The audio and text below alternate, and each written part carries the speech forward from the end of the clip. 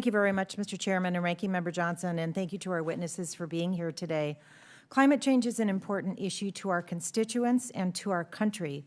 Today, we should be having a robust conversation about climate adaptation and mitigation technologies and policies.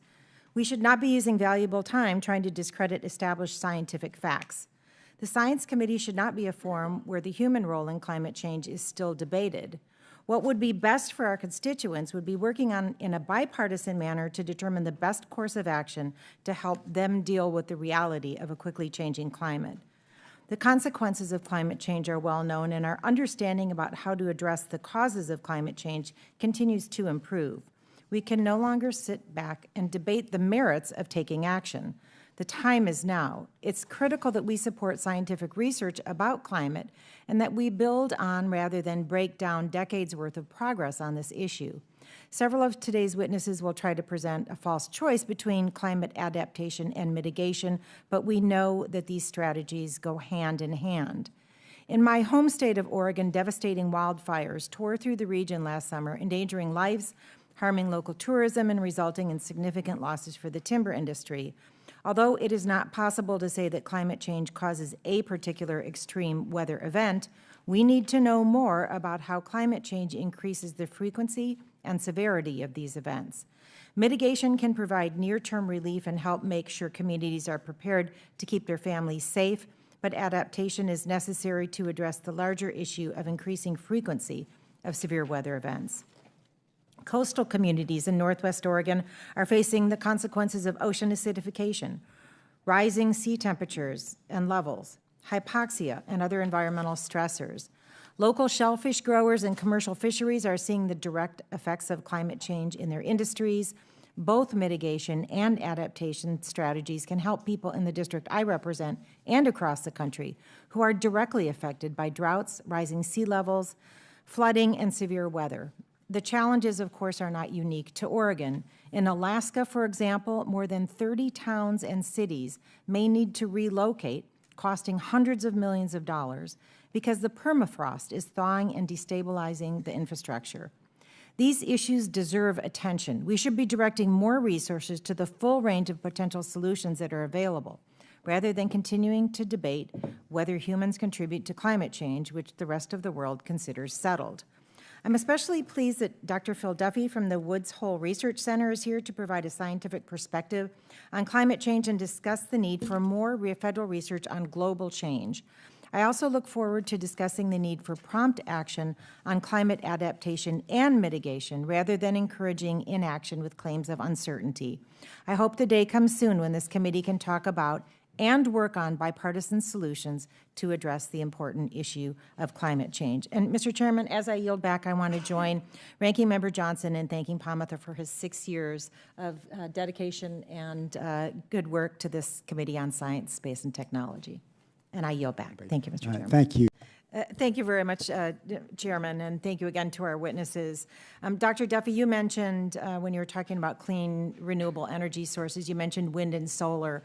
In Oregon, off our coast, we're doing some great research on wave energy and harnessing the power of the oceans. There's so much potential there. Our economy in the Northwest is really dependent on the health of the ocean and the, of course, lower Columbia River estuary, and people fish in our rivers and lakes and oceans and hike in our forests.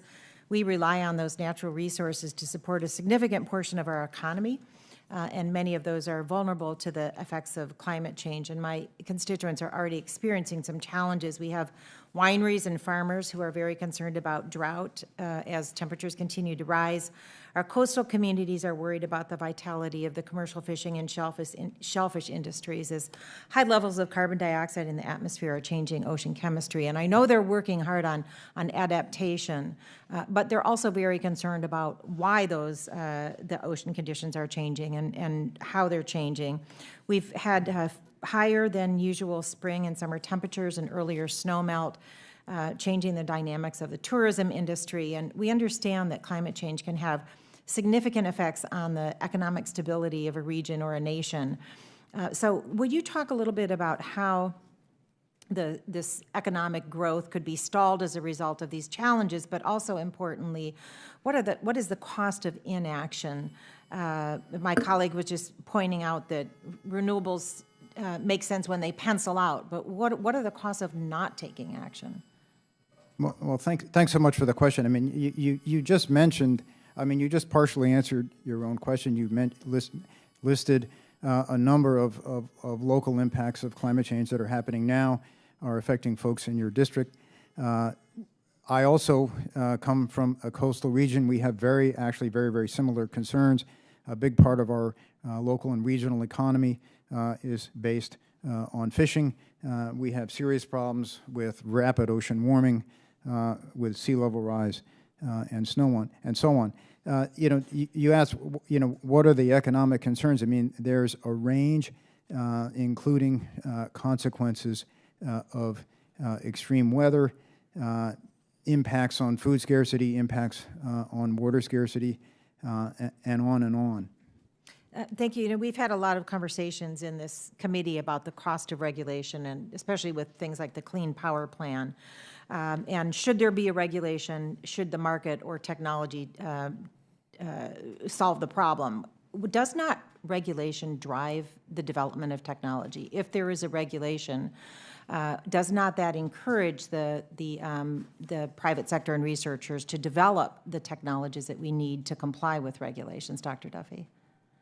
You know, that's a great question, and I, you know, I think you know, I worked for years in California, and there was a fascinating study done of the effect of regulation of both energy efficiency and refrigerants on the cost of refrigerators, and what it showed is that the cost of refrigerators historically went up until the onset of regulation, at which point the cost of refrigerators went down as the size of the refrigerators and their energy use, well, the energy use went down, the size continued to increase. So yes, actually regulation can be a stimulant for technological innovation.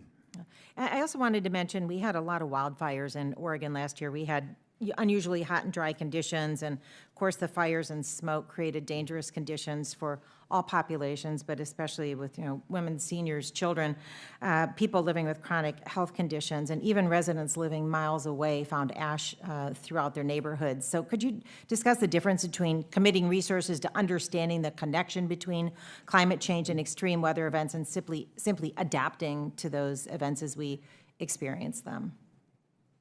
Well, no, thanks for the question. And, you know, you mentioned wildfire specifically. There have been huge increases, a six-fold increase in area burned by wildfire in the western U.S. In the last 30 years. Some of that is due to changes in forest management practices. I saw a study recently that attributed roughly half of the increase in area burned to human-caused climate change. It's not hard to understand why that would be. The fire season is longer, temperatures are hotter. By the end of the fire season, we have a lot of fuel that's getting awfully crispy. And we have had record numbers of fires and record amounts of area burned. Right, and my time has expired. I yield back. Thank you, Mr. Chairman. Thank you, Ms. Bonamici. And